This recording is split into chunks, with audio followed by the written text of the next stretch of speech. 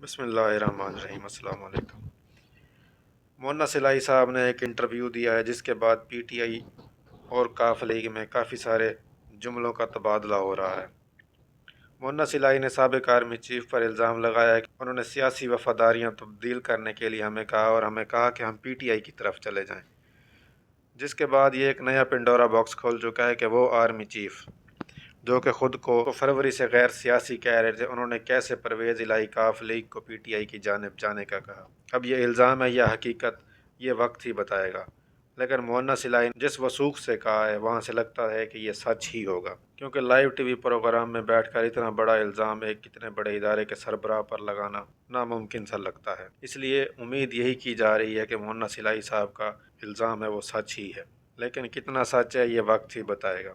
اب کاف لیگ کا مستقبل کیا ہے؟ کاف لیگ کی کوشش ہے کہ کسی نہ کسی طرح اسمبلی پوری مدت کرے، پرویز الہی صاحب اگست تک وزیر اعلیٰ رہیں، اپنا ورک جاری رکھیں۔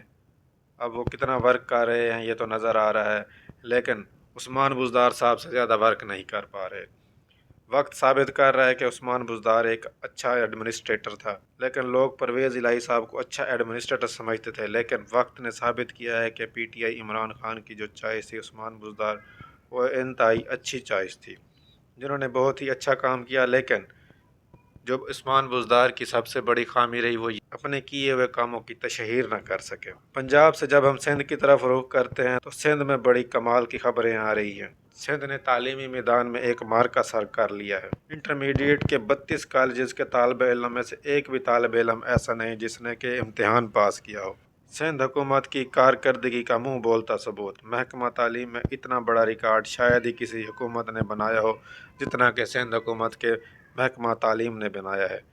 بلاول بھٹو صاحب کی کئی ہوئی باتیں سچا ثابت ہو رہی ہیں۔ وہ سندھ کو آئیڈیالائز بنا رہے ہیں، جس کے بعد سندھ سے ایک اور بہت ہی بڑی خبر ہے کہ سندھ کے 8 گوداموں سے 73 کروڑ کی گندم چوری ہو گئی۔ کمال کی بات ہے، صرف سرکاری چیزیں ہی چوری ہوتی ہیں، کبھی سندھ پر جو راج کرنے والے ہیں ان کی کبھی کوئی چیز چوری نہیں ہوتی۔ لفافی صحافی رؤف کلاسرا نے نمل یونیورسٹی کے بارے میں ایک ٹویٹ کی اور کہا کہ ملک ریاض نے یہ یونیورسٹی بنا کر عمران خان اور بیگم کے نام کی۔ چونکہ رؤف کلاسرا صاحب ایک لفافی صحافی ہیں، اس لیے عقل کا استعمال بہت ہی کم کرتے ہیں اور کوشش کرتے ہیں کہ ان کو ریسرچ تو بالکل ہی نہ کرنی پڑے۔ رؤف کلاسرا صاحب کے ٹویٹ کے جواب میں فواد چودھری صاحب نے ایک ٹویٹ کیا اور ان کو درست سمت دکھاتے ہوئے بتایا کہ یہ ایک ٹرسٹ ہے، یہ کسی کی ملکیت نہیں ہے۔ زمین پی ٹی آئی کے ایم پی اے حاجی امجد صاحب نے دی جس پر یونیورسٹی بنائی گئی اور ٹرسٹ کے حوالے کی گئی۔ یہ ایک ایسا ٹرسٹ ہے جیسے کہ شوکت خانم کا ٹرسٹ ہے، لوگوں کے پیسوں سے چلتا ہے، یہ بھی وہی ٹرسٹ ہے۔ رؤف کلاسرا صاحب کے ٹویٹ میں کسی قسم کا کوئی سچ نہیں، کوئی صداقت نہیں۔ وہ ایک لفافی صحافی ہیں جن کی واحد اور واحد کوشش صرف اور صرف لفافہ لینی ہوتی ہے، اس سے زیادہ ان کی کوئی کوشش نہیں ہوتی۔ اس لیے وہ کوشش کرتے ہیں کہ ریسرچ کیے بغیر جو بھی حکم آئے اس کو مانیں، آگے کریں اور اپنا لفافہ وصول کریں۔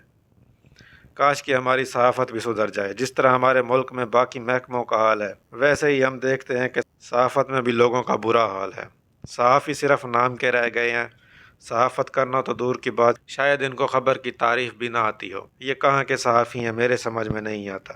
صحافی کا کام ہوتا ہے جب کوئی خبر آتی ہے تو اس پر ریسرچ کریں، اس کی سچائی کو دیکھیں، اس کے جھوٹ کو دیکھیں اور اس کے بعد اس کو شائع